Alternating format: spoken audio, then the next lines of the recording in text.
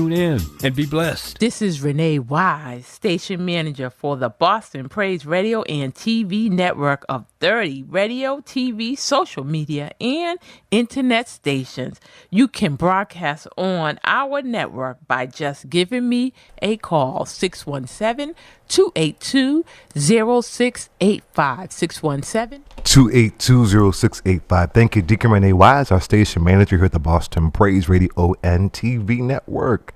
Kingdom, greetings and God's richest blessings be multiplied to you and to you as you are tuned into another segment of Healing Our Land's live interactive worldwide broadcast exclusively here on the Boston Praise Radio and TV network. I'm your host, Pastor Hobbs, with my special guest, Ann Walsh. How are you? I'm good, thank you. Thanks for having me. You are welcome. Thanks for being here. We were just talking offline that I failed to remember that today is actual Gospel Fest. I know. I'm sorry I will not be singing. I love it and I listen very intently.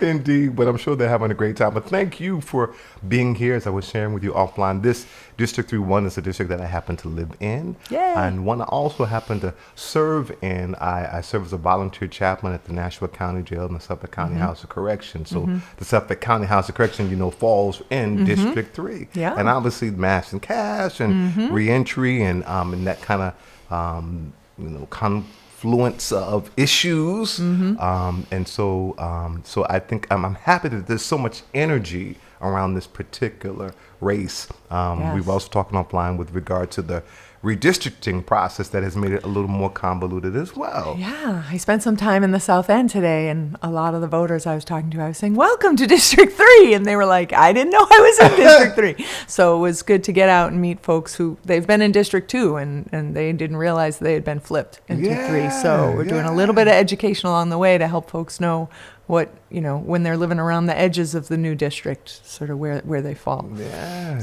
So that whole thing has been very interesting, and we were saying again offline that has finally been settled. Yes. To my understanding, a judge has said we are done. It is what it is. Okay. Yeah. Great. So I carry the map around on my phone so that we can look people up who live along the edges, because there's so many ins and outs. So if they go to my website, they can find the map. Oh, okay. Yeah. Okay. And what is the website? AnnWalshBoston.com. Okay, and how do you spell that? The simplest way possible. So Ann with no E, the Irish way, they say, right? So Ann Walsh, WALSH, Boston, like our dear city.com. And I'm sure you've been asked this question. Are you related to Marty Walsh? I'm not, as far as I know. My Walshes come from the southern part of Ireland in Cork, and his Walshes, to my understanding, come from Connemara in the north. So we may be distant cousins, but not as far as we know. Okay. Have you been asked that before? Oh, all the time. Yeah, I just say I'm not related to any famous Walshes as far as I know. So tell us, who is Ann Walsh, and why are you running for District 3? Yeah, so I am, my primary identity is that I'm a mom. I have 2 girls who are 20 and 17. So I'm still the default parent and still answering the phone from college when needed. So that is who I am, and what the first lens I bring to the work is as that sort of end user, as the mom, the parent who is trying to navigate this city on behalf of my children and my community. And part of that has been me learning that there are a lot of things that a lot of folks don't know about. So I like to say in Boston, a lot of things operate by the secret knock. Right? So if you know a guy, if you know who to ask, then all of a sudden when the after school program sign up opens, or where the best, summer options are going to be for your kids, or how to get a building permit if you want to renovate your bathroom, or how to sign up for affordable housing lotteries. But if you don't know that that's even a thing, then you miss out entirely. Sure. And I don't necessarily mean that people who have the secret knock are conscious even, that they know that they have the secret knock. Sure. I'm like, other people don't know that that's a thing. And it's like, well, everybody knows it. Well, yeah, if you've lived here for a long time, or you bump into the right neighbor, then it feels like common knowledge, but it's not. And so my sort of first order of business, and the reason I'm running, is to make sure that Boston works for everybody, right? So that means really pushing information out, making sure that every resident of District 3 and the city at large has equal opportunity and access to all the resources in the city. So that's my reason for running. That sounds incredible. I like your signage, a fresh start. Yeah. Well, District 3 is a new district, right? We've got a lot of new folks in the district, and we just went through a pretty difficult process with the redistricting, and it got a little rough in there. And I think that we need a fresh start. We need to sort of see ourselves as one community in District 3 and start sharing information and knowledge and skills across the district to make ourselves stronger and more connected, because it felt for a little while through there a little bit divisive around who's in and out. And now I really think it's an opportunity to move forward together as one district and sort of welcome everybody in and make our communities stronger by collaborating. I mean, that's an incredible vision. How do you think, what is your strategy, I guess, in terms of how that happens? It's such a diverse community. It is. With language, with culture, and access. Right. Yes. So I tend to be, I don't know if do you know Brene Brown? She's this she's a doctor of social work. She's written some books around organizational structure, and I'm a bit of a devotee to her approach to organizational leadership. But she talks a lot about the balcony and the dance floor. Okay. Right. So folks who are on the dance floor are living their lives. They're doing their things. They're in the weeds. They're working. They're getting through. And people on the balcony look down and kind of say, well, that seems to be working pretty well. I mean, they're fine. They're dancing, they're eating, whatever. But the folks on the balcony are the ones who decide what the temperature in the room is, what time we open the doors, what time the food comes out. The decisions get made on the balcony with whatever information they can see from way up here. And the folks living on the dance floor doing the life don't necessarily know how to get to the balcony. Where are the stairs? How do you get up there? And so I tend to be a person who's a bit of a stair runner, right? I'm constantly running back and forth. So if I find out something, I'm always bringing it to the floor. If I get to the floor and folks are telling me this is a problem, I'm bringing them up to the balcony. So I tend to spend a lot of time in those spaces between folks in power and folks in community. And I don't know why I'm that person. It just has become that I'm that person. So we have a joke in our house that I've been doing constituent services for 10 years, even though I stopped working in the city council 10 years ago, because I just get calls all the time that are oh, my friend said that you might be able to help me because my kid's school, we have questions about his IEP and we're not sure where to go.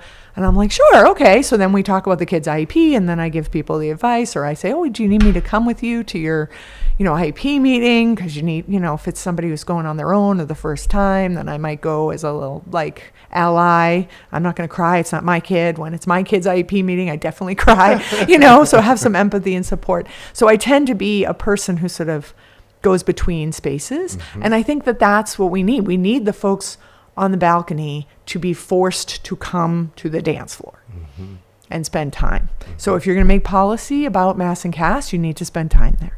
If you're going to make policy about schools, you need to spend time there. And if you're on the ground doing the work, you need to have access to the people who are making decisions about how resources are allocated or how systems are built. So I spend a lot of time in between, and I think that's my how, is I'm not afraid to go into just about any space and spend time and learn from folks on the ground. And I'm not afraid to step into spaces of power and use the privilege I have to sort of build some bridges and connections and get folks starting to talk. With that said, in the context of the school committee, right? That's a big issue. One, we're the only hybrid, I think, is that what it is now? We're not even a hybrid. We're not fully elected. That's what we're not. We're not elected at all. We're not elected. Yeah, even though the residents actually voted for a referendum that asked for an elected school committee, but it still has not come to pass. And we are the only community in the Commonwealth. So 351 cities and towns. we're the only one that does not have any elected representation in our school committee. So I understand why at some point it went away, because there was a lot of patronage, there was a lot of corruption around it. Folks who were not qualified were making decisions about schools. I get why it was brought back into the mayor's office to create accountability for a mayor, so that there was a little bit of a buck stops here situation, because it was a little Wild West back there. But I think that we need at least a hybrid. I think I understand both sides, so I think a hybrid is the first step, and see how we do. But maybe you have, half plus one, or mayorally appointed, or half plus one would be elected. I would go half plus one, and then you have mayorally appointed for the other half minus one, right? And so the people have a voice, and if we see it starting to go sideways, then we can make adjustments. Like, we actually have the city charter, we can amend the city charter as a council, as a mayor's office. But we need to move to a place where people feel a sense of agency and connection to the school committee. It's wild. Yeah, and with that said, I mean, so decisions like, is it the John D. O'Brien? That there's a lot of controversy around that. What are your thoughts? Well, my thought, people are like, well, should we move the O'Brien to West Roxbury or not? And my answer is, that's not even the question. The question is, like, what do the people at the O'Brien want? Right? So my understanding from talking to folks who attend, I mean, I coach softball for ADSL over in Town Field, and so a lot of my players are O'Brien students and their families, and they and their families, and then friends of mine who teach or work over at the O'Brien, so they were not told, they were not asked. So really, like, if the folks at the O'Brien decided, yes, this sounds like a great plan, we are all in, this makes sense to us, then okay. But, like, you can't make decisions for school communities without them. And if now what they're telling you is this is not workable, and I can understand why. Like, can you imagine being a kid from East Boston and having to go to West Roxbury every morning on the T, such as it is? Like, that's an impossible ask of a 15-year-old. So it sounds like it's not a good idea. But we could have avoided yet another instance of BPS losing community trust if we had done a process where you first spend time with people in the school and you're on the dance floor and you learn, what do you need? What is working? What isn't? Are you flexible about your location? Why does this location matter to you? What is a range or an area in which it would still be okay? How far are we willing to move for you to get a better facility? And then start working with, right? I'm just a big working with. I mean, when my kids were little, we had just gotten our second kid into the Lee Academy Pilot School. So it was 2010 in the fall. And so we were like, okay, in the spring, she had been accepted. So she's with her sister, sibling preference. They're both in. We're not paying for childcare anymore. Talk about a moment of joy. And we bought a house because we were like, well, now we're staying. Like, they're in the school we love. We're excited. We made the big move. We sold our, little starter condo. We bought the house. We were like, in it to win it. And I remember saying to somebody, we lashed our future to the mast of the Boston Public Schools. And then in October, we got a letter that the school was being consolidated and was going to just become part of the Joseph Lee School because they wanted to make it K-8, and that would just be better. I was like, did anyone ask anyone? Like, if people chose the Joseph Lee School and had programs their kids wanted, great, good for them, lovely. And people were choosing Lee Academy. It wasn't under-enrolled. It was a pilot school, so it had families and teachers on the board making decisions. It had extra programming beyond the BTU contract, because that's how pilot schools work. So families had chosen it for specific program and for specific reasons that made sense. And we found out the superintendent at the time hadn't even been to the school. And that decision was made because operationally it made sense. Right? So I, all of a sudden, I was like co-chair of the parent council with my dear friend Karen Jimmins, and she and I went from planning a field trip to the aquarium to okay, now we're taking on City Hall. And we had all these families organizing and, trying to babysit each other's kids so people could get to English high school for Wednesday night meetings. I mean, that turned me into a pretty ferocious organizer pretty fast, right? And it was just a matter of had you asked? we could have said, we don't mind moving buildings, Mm-hmm. but it's the school community that matters. Mm-hmm. And we went through a big battle, and the school was actually preserved as an early childhood school. Mm-hmm. So it became K0 to first grade, but my child was in second grade and was going to third. And I went back to them like, well, now what do I do? And they said, oh, well, she can just go in the lottery. I was like, spoken like a person who has never had to put their child in the BPS lottery. Like, why don't you just tell me to like walk over hot coals? Like, it's like, we've already done the lottery 4 times and we thought we had hit it and we bought a house. Like, you know, so it comes from the place of having been on the receiving end of those kinds of decisions where you just feel like invisible. You know, she ended up at an independent school because there were 9 schools or something that went through consolidation in the East Zone that year. So seats were not to be had. And so she ended up at independent school. Her sister ended up at charter. Then they ended up both in an independent school. Like, we hadn't planned on paying tuition. We paid tuition for 6 years, went back into BPS, tried again. My oldest kid did well for a couple years, ended up needing things that her BPS school could not give her. She ended up graduating from a charter. Like, thank God that that number came in. And her sister will graduate from BPS this year. But it just shouldn't be that hard. And it shouldn't be like a bait and switch where you think you're getting something and you're good, and then everything gets tossed up in the air and you got to start over. And families are going through that at the O'Brien. Families are going through that in other schools that are being consolidated.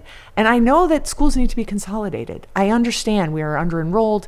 You can't have programs. If you only have a quarter of the enrollment of a building, your kids aren't going to get all the programs they deserve because you just don't have the funds if you don't have enough kids. But do the consolidation process with the school communities. It's like, do some sort of matchmaking where they actually get to talk to each other and figure out, I think these 2 school communities would be a good match. Let's talk about how to make that happen. Or what are these families and kids looking for? Or where are the teachers who have certain expertise that we should try to, make a good fit, instead of it just sort of being like, well, there's 27 seats open there and there's 45 seats open there. I don't think people are trying to cause harm. I just don't think they realize the impact it has, these kinds of upheavals on families and communities.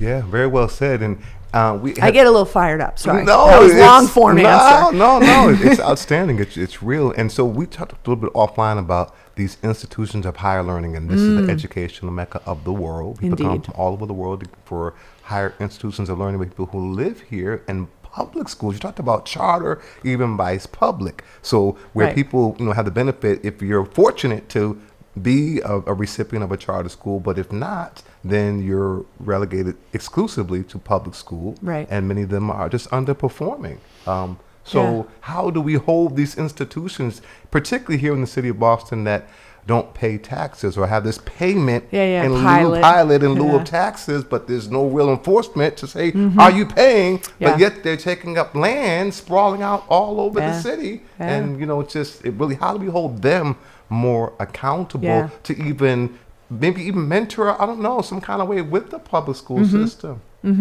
Yeah. So one point of clarification for me, this is important to me as a parent. Public schools, charter schools are public schools, because charter schools are chartered by the state and they use funding from the state. Okay. So they are still accountable. In Massachusetts, that's not true everywhere. And I think that's a distinction we need to understand, because I think charters nationally have a really rough narrative. If you've watched Abbott Elementary, it seems like Philadelphia has some issues with their charter schools. But in Massachusetts, they're all nonprofit and they all are chartered by the state, and every 5 years they have to go through a review and the state can close them. So it's a different experience. And one thing I want to do is create a universal enrollment so that families can see all of their choices that are publicly funded schools, whether they're district schools or they're charter schools, and they can make choices. I like this BPS school first. If I can't get in there, I want this charter. My third choice is this BPS, and then fourth that BPS, and my fifth choice would be this other charter. And families can do that all in one place instead of having to know and have the secret knock about which charter lottery that I should enter. Make it simpler for families. It doesn't matter to me whose name is over the door.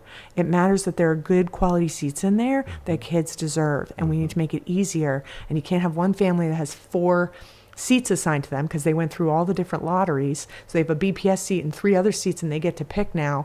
And other families who are sitting on wait lists with just the one administratively assigned BPS school that they wasn't even on their list, but it's the one that has a seat right now, right? So we need some equity, and the way to get at that is by creating a universal enrollment so that it's in one place for all families, and you don't need to find your way around.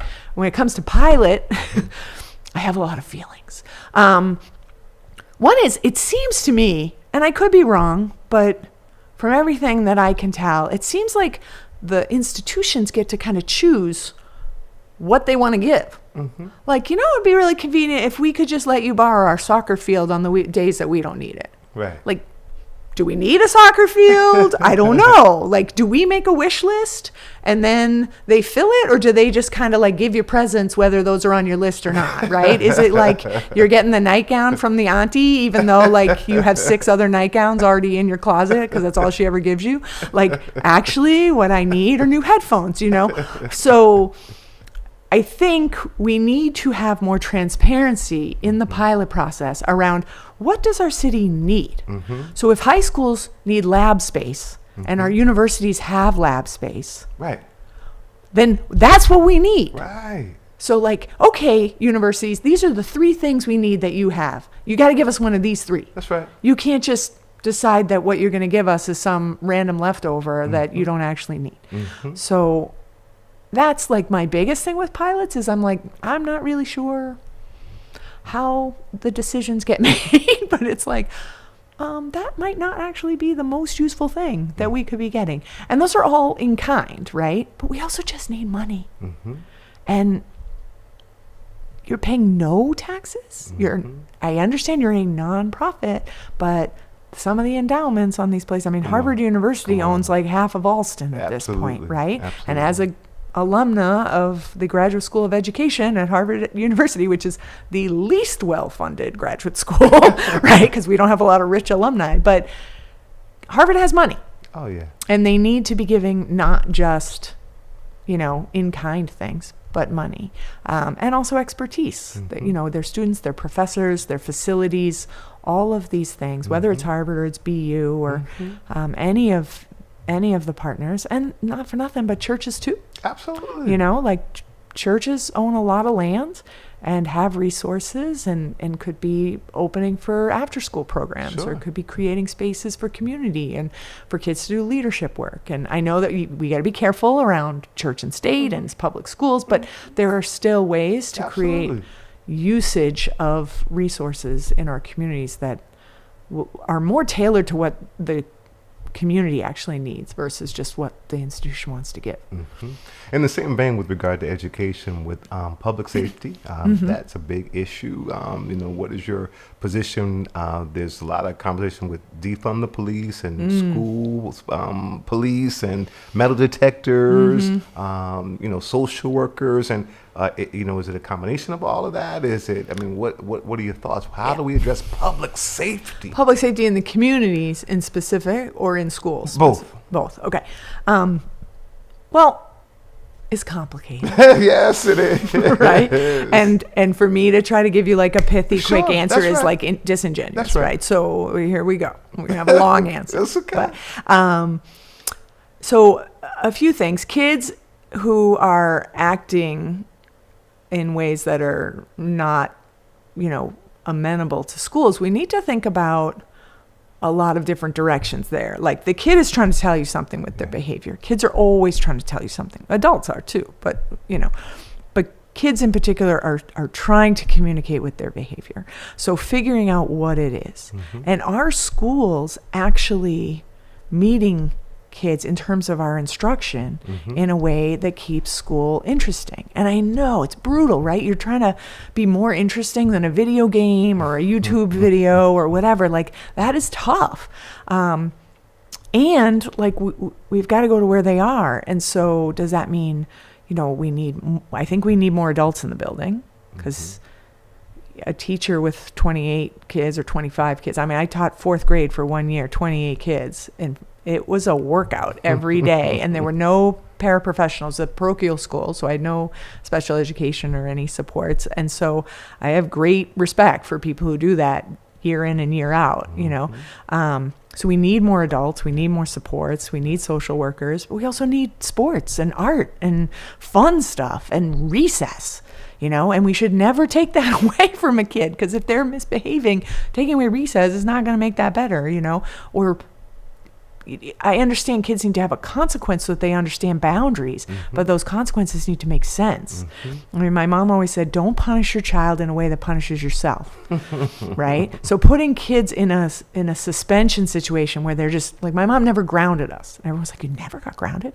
She was like, why would I want a child under my feet moping and angry at me all the time because they're grounded? Like, that doesn't make my life any better. So I'm punishing myself by punishing them. So she would think of more like natural consequences and things like, no, well, you can't do that, but you're still going to go do this other thing, you know, or you're going to go finish your homework and then you're going to go to your sister's game and watch it. But like, she just was more thoughtful. I mean, there were 8 of us, so she was not doing light lift here. But she was thinking about, like, how is this kid going to learn? Right. That this is unacceptable in a way that is also going to let us live our life, right? So how do we give kids a sense of ownership of school and their education in a way that it can start to make meaning for them? A lot of kids, especially middle and high schoolers, will talk about school not being relevant. Doesn't mean anything to them. It's just, you're just watching the clock, right? And so creating more partnerships, bringing in more resources, making sure, and that's one of the things, if you can consolidate some schools that are too small, you can get more resources in, because now you have 500 kids or 1,000 kids.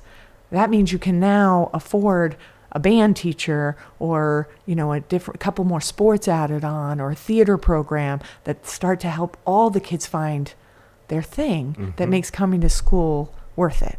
I mean, there were years that the only reason I went to school is because I had practice after. And my mother was like, you don't go to school, you don't practice, so how sick are you? You know?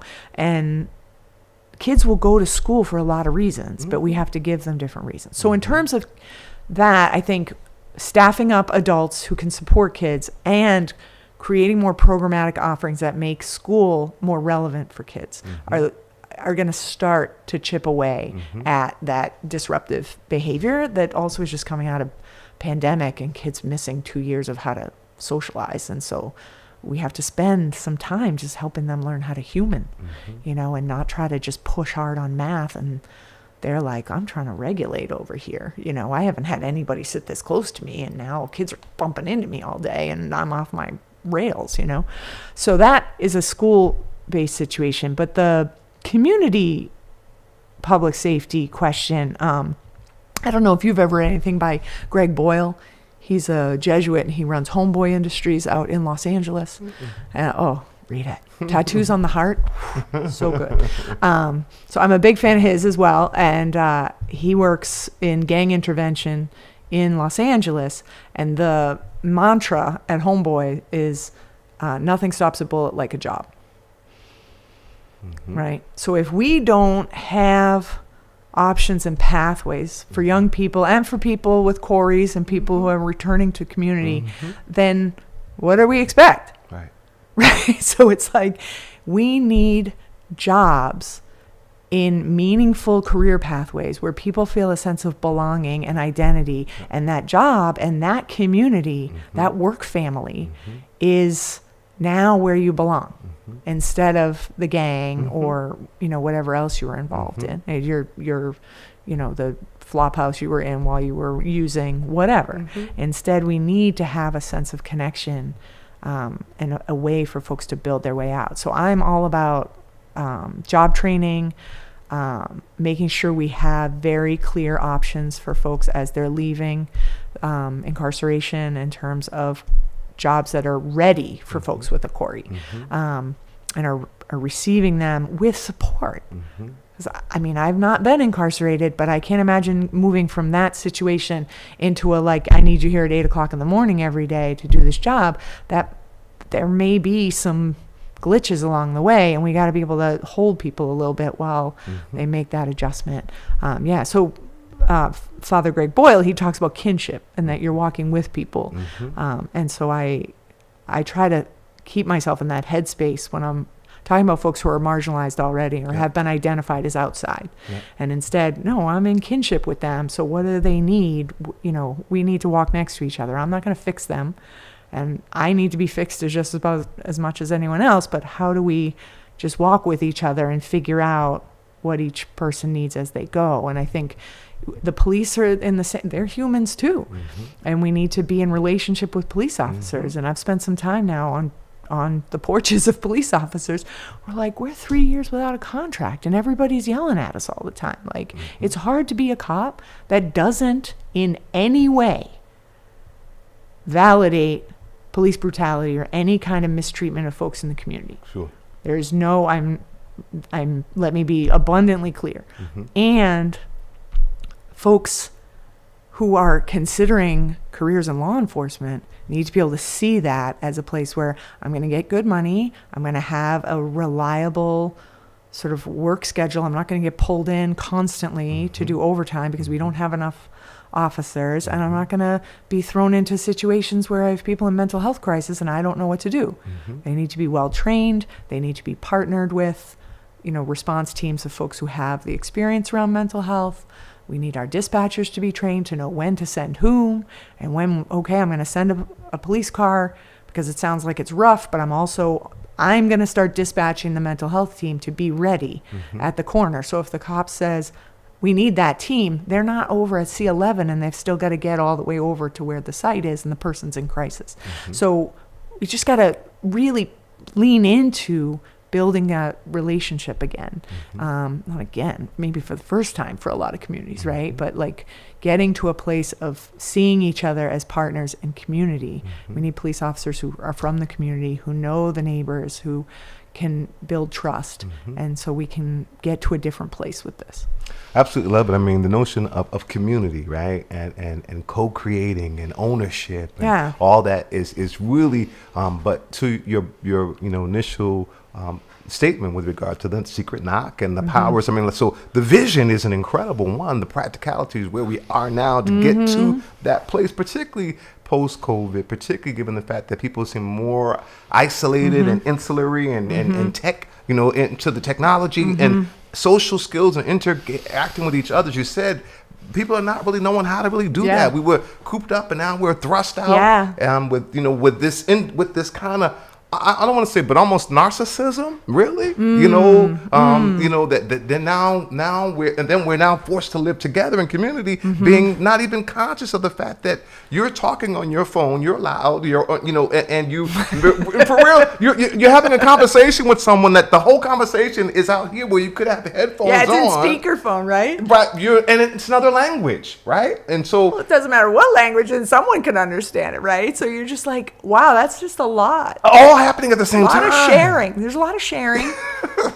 I'm like, that person is sharing their music with me. There's no need for any of us to hear that much of their music. That person is sharing an awful lot on speakerphone. I didn't need to know.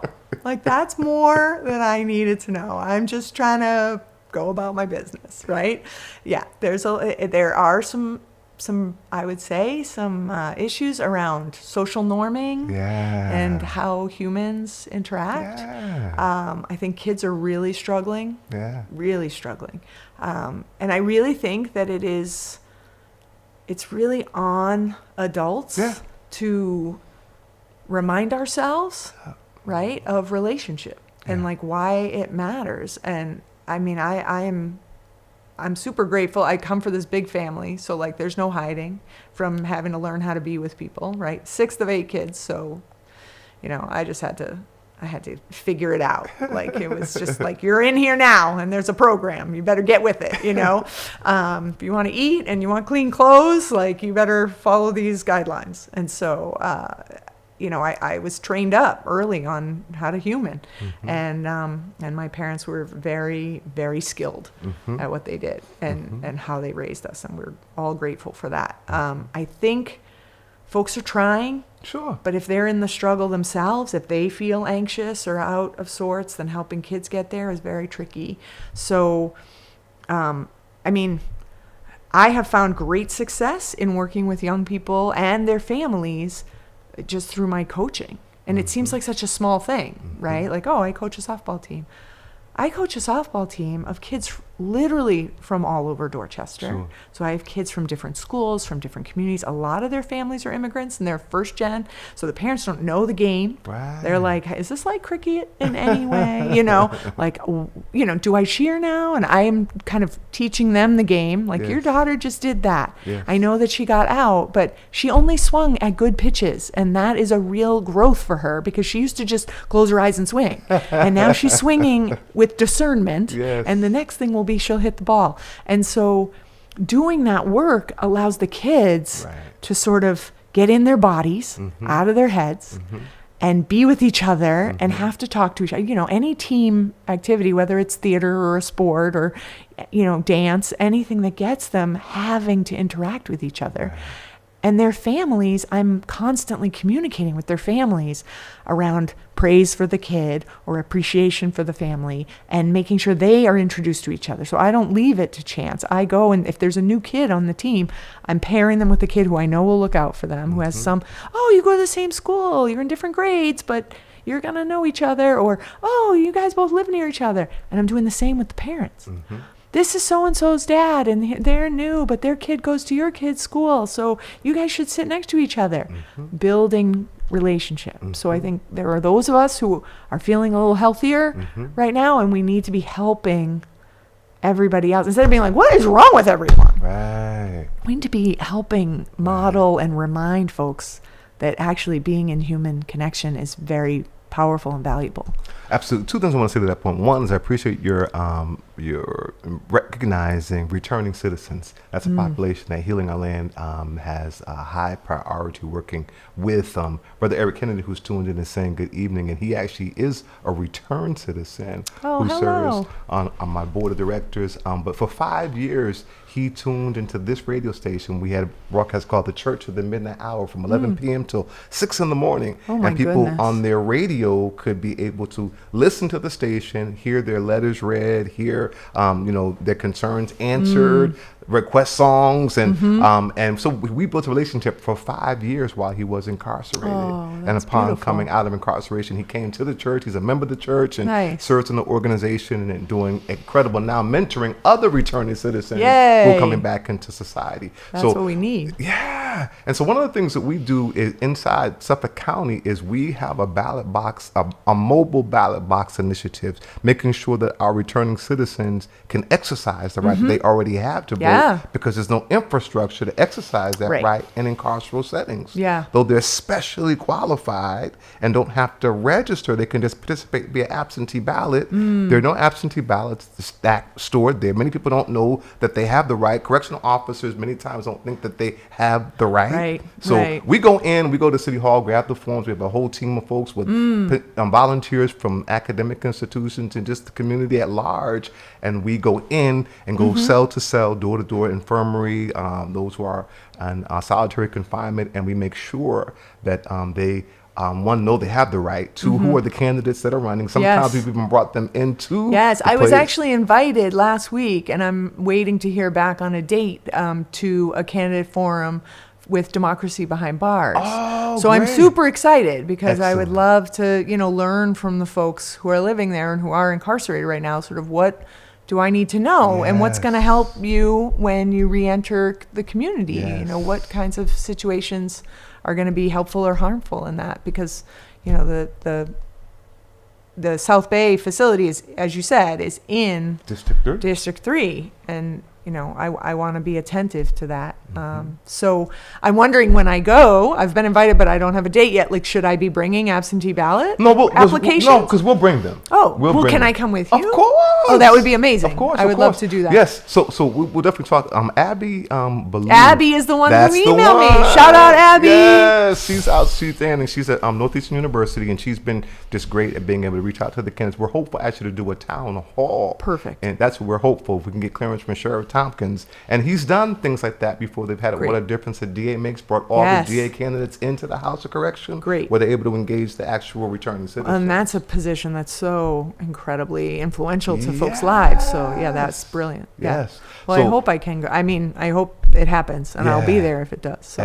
Excellent. Yeah. One of the things we're trying to do with now the Voting Rights Act has passed in the state of Massachusetts is to implement that is this pilot at the Suffolk County that would essentially have Sheriff Tompkins communicate electronically everyone under his care and custody who's eligible Okay. to vote electronically to the elections department. Okay. They then in turn would create an absentee ballot application with their name on it and Yeah. a locked box that a municipal officer will drive to those facilities, Yeah. hand it off to a municipal officer who will have it go cell to cell, right? And have people do their ballot. Yes, and it be put back in the Well, box. when we had mail-in ballots during COVID. Exactly. It's the same concept, It's the right? same Like, concept. I can do this now, or if I wasn't incarcerated, I can take my ballot and I can walk it in, or I can just lose my ballot and go walk in and vote in person.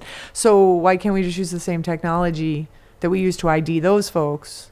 So that we could, my parents were elderly, and so they voted by mail, and I dropped it off at their town hall in the little magic box. Yes, exactly. So that's what we're doing, and I have to say, Julie Mejia and several other city councils were really helpful in helping us to get a drop box in Yeah. the lobby of the Nashua County Jail, the Suffolk County House of Correction. So that was helpful, but it still doesn't give them agency because Well, it it's takes in the lobby. a How do correctional they get officer. there? Exactly, a correctional officer, case manager has to take it from their hand and hopefully honor it and put it in the box. That doesn't Right. give them agency to put their own ballot Back in in a that locked lockbox and know that which it's is what secure. you and I have. We put it in the Yes. machine, we see the little number change. Yes. We know it's counted. Yes. And Yeah. so that's the vision. And so we're hopeful to actually implement that. And Sheriff Tompkins has been right here. He's the only sheriff of color in the entire Commonwealth. And I'll tell you, I'm part of Democracy Behind Bars Coalition. Oh, great. And we know that the other sheriffs across the Commonwealth have not been as open as he has to have us come in during COVID, and even at this stage. And the innovation in terms of bringing in candidates, like that's unheard of. Yeah. But he has said he even supports those who are there who are serving felony convictions, because that's another thing that we're pushing for Right. is universal suffrage to restore the right for those who are felons Right. to actually have their right to vote here in Massachusetts, as they did up until 2000 when it was taken from them as a result, unfortunately, of their effectiveness. Agencies like the African American Coalition Committee at MCI Norfolk, who was doing a lot of advocacy from behind the walls. Yeah. And so they literally stripped people who were here in the state of Massachusetts who had the right to vote as felons. Now we've moved it. There is legislation that was written by the African American Coalition Committee with Representative Russell Holmes, and that has moved out of the Senate and the House and is now sitting in a constitutional amendment agenda to be pulled, hopefully to be passed. There's another strategy. David Baxter was here last week in the same seat, a returned citizen who has an organization called No Longer 3/5, where okay. it says Yep. we were Yep. 3/5 Yep. human. Yep. And so he is organizing a ballot initiative. Okay. So that's another so strategy. it'd be like a referendum approach. Yes. Yeah, yeah. Yes. Interesting. Well, that's what they did in Florida, and then they tagged a bunch of fees on and fines and Yes. said, well, yeah, you finished serving, but you need to pay all these fines before you can actually get your ballot, right? So the Yes. people of Florida, which shockingly, but they did it, they passed a referendum to Yes. allow folks returning to community to regain their suffrage, and then the legislation just the legislators decided they could work their way out of that. So it's a matter of being committed to the concept, Yep. right? Mhm. Like having the commitment to the concept of universal suffrage. Yes. And saying you're a human being That's right. and you have a voice in this community. And I don't understand enough about the laws, but if you can help me learn the 2000, that changeover, was it that folks could vote while incarcerated for a felony, and now can they vote now when they leave incarceration? That's exactly right. So it's just while they're incarcerated now they can't. Correct. So if you have a felony conviction and you're on probation or parole, you're out, you can vote in Massachusetts. Yes. Okay. If you're incarcerated, you're waiting pre-trial or serving a misdemeanor, You you can can vote. vote. Right. You just are not allowed to vote if you're presently serving time If you're for a felony convicted for conviction. a felony conviction. Okay. Got it. And that was not always the case. That's interesting that just in the year 2000, like you'd think that would have been something either a long time ago or not at all. No, what happens, situations happen or whatever, there becomes a political will and the pendulum swings. Right. But right now, we're the third state in the country to move it to this constitutional amendment that it now takes to have that restored. To get that restored, yeah. And so we're always, wanting to hear people's posture with regard to supporting universal suffrage, and would you support people who are actually serving time for felony convictions here in the state of Massachusetts, being that we have it at this place to actually have that restored? Yeah, I think it makes sense to me, especially if we've done it. I don't like anything where you're removing a right from somebody who had a right, especially in the year 2000. Like, that just gives me a bellyache as a sort of, my literal constitution. But I feel like I would want, just for optimal sort of making it effective, I would want it to come hand in hand with voter education, making sure they have access to all of the candidates, that they have information on all of the races or ballot questions, which are so like confusing and crazy, right? So I would just want it to come hand in hand with, there's some responsibility on the sheriffs or the folks who are running the facilities to ensure that folks are making informed choices. Right. And that's what the Voting Rights Act that just passed says, that yes, that this is your responsibility. Right. But then what's the accountability for the sheriffs or the wardens or whatever to do it? I would want some sort of way that they have to demonstrate that it's happening, and you don't have the choice to not demonstrate it's happening. You actually, it's your job. Well, and that's our hope with the Suffolk County House of Correction pilot, that we can model something. This will be something. He's already showing leadership. Right. Let's do this mobile ballot box pilot and show the outcome, and then that can be a model to replicate throughout the Commonwealth. Yeah, be like, here's the metal box. Go forth. Yes. Has instructions. Yes. Yeah. Yes. I like the idea. The other piece about community and having, for returning citizens and making a living wage, right? Are you familiar with T. Michael Thomas on the People's Academy? No. Now you tell me. Yes. T. Michael Thomas. Yes. So T. Michael Thomas, he has an organization called the People's Academy. Okay. And he teaches coppersmith, a very unique niche in the building boom. Ooh. And makes a very good living wage. Yes. And so he is a coppersmith, one of the few black coppersmith, who's teaching returning citizens this skill set, how to fabricate and, to do he does everything from buildings to actually jewelry. He gave me this beautiful copper piece that I have. Yeah. And so I have copper on my roof because our house has a slate roof. Yes. And so all the binding pieces, I'm sure joints, I don't know, there's some word for this, are copper. Exactly. And so when they first replaced them, they were bright like that, and now they're like this beautiful green that, like, because our house is green. Oh. Yeah. So I'd have to go to him for the next time we need those replaced. Absolutely. That's cool. Absolutely. So the vision is to have entities like T. Michael Thomas with the People's Academy. Reverend Hutchinson has a future pre-apprenticeship training program out of Greater Love Tabernacle, a return citizen himself. Okay. Stacy Borden, who has the Only Woman's Reentry program, who is a return citizen. Okay. And it's trauma informed. I think it's the only one that's trauma informed with house in the country, right here in Grove Hall. Entities like, and coming together, right? Yeah, to learn from each with other. And then with the faith community, with academia, with these institutions, to actually do a coalition kind of a building like a 5-star hotel, right? Talk about economic sustainability. Talk about community, right? Where a block of rooms where some returning citizens will live. Talk about restorative justice. You have this skill set that you're making a living wage, and you get to help build this institution.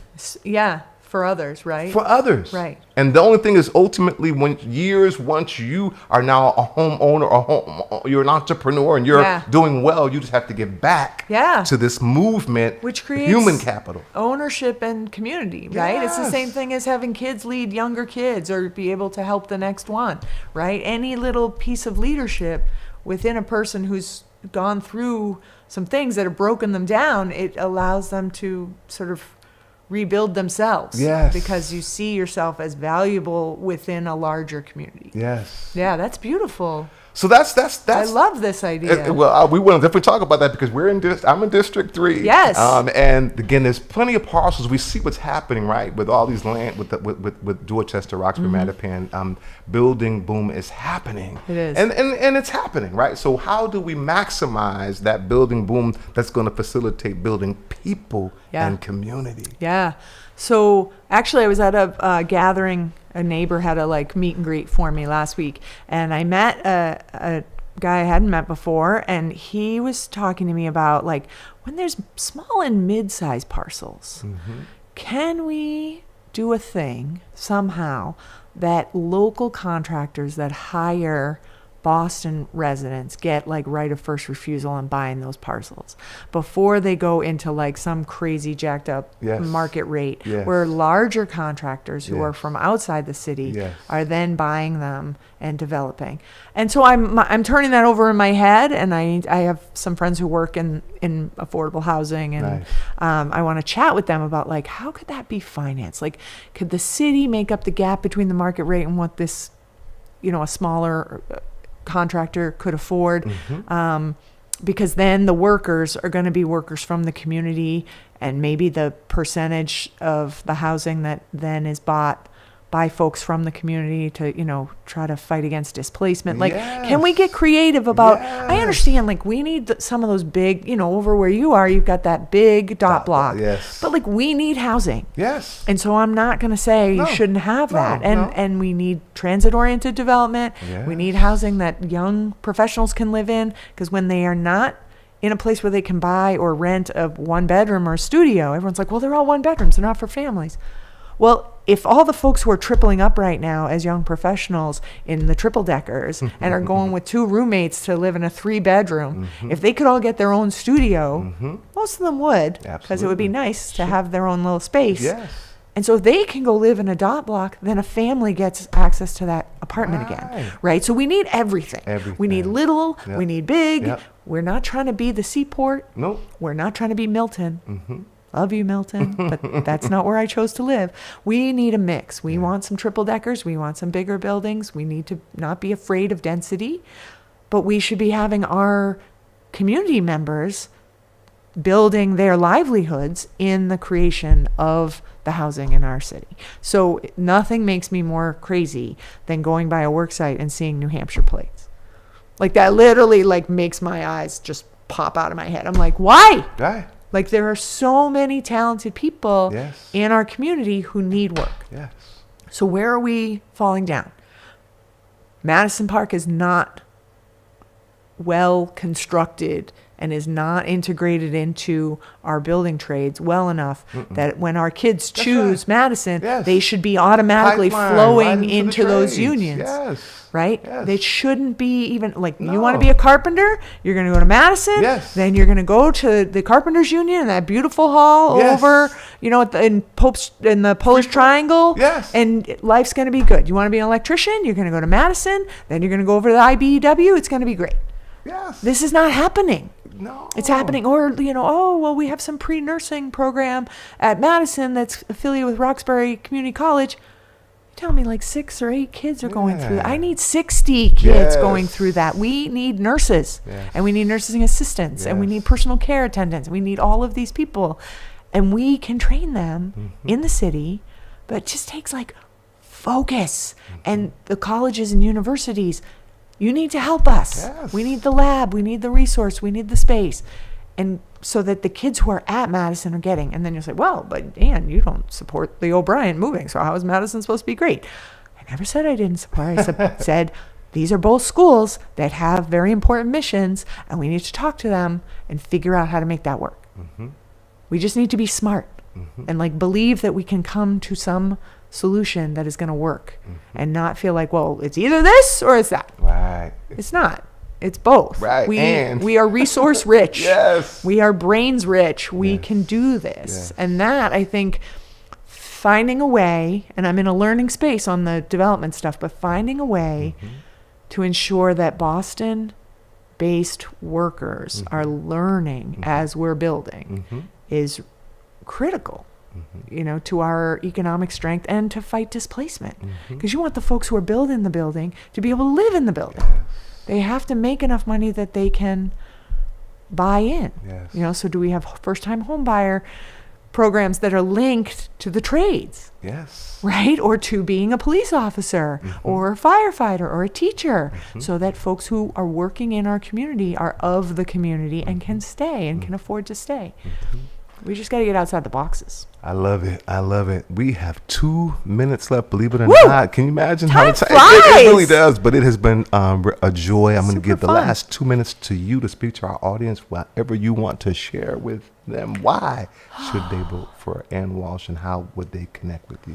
Sure. So connecting with me is easy. You go to Ann, no E, A-N-N, Walsh, Boston.com, and everything is there.